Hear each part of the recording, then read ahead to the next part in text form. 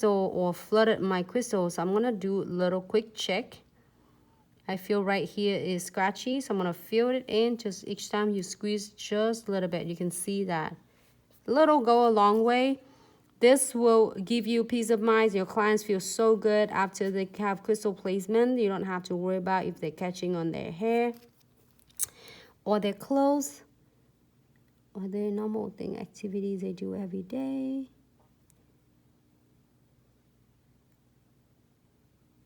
I'm gonna go to all of them and really check it, because this beautiful star, you don't want it to be like knockoff.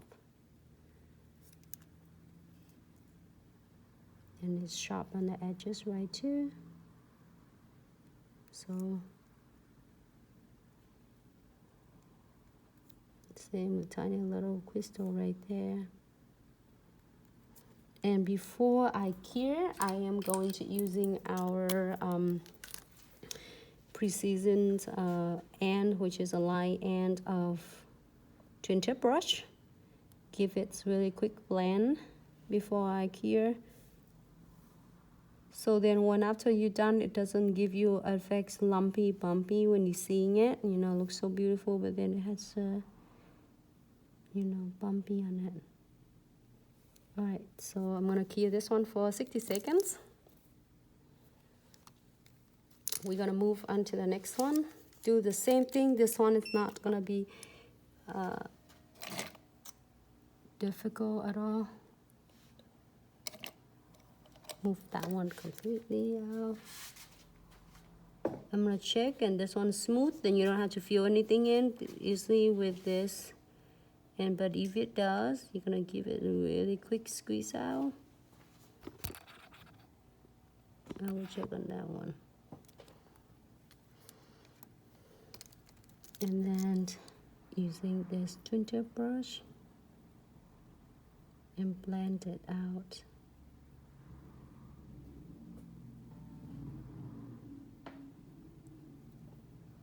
All right.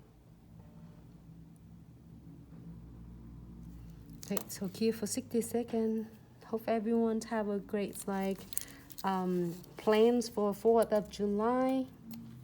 Whether you can even going out with the family or you are at home, just make sure you enjoy yourself and your family.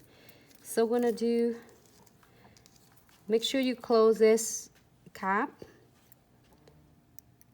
And on the other end, right here is, I'm gonna open it to show you, is the pre-seasoned brush.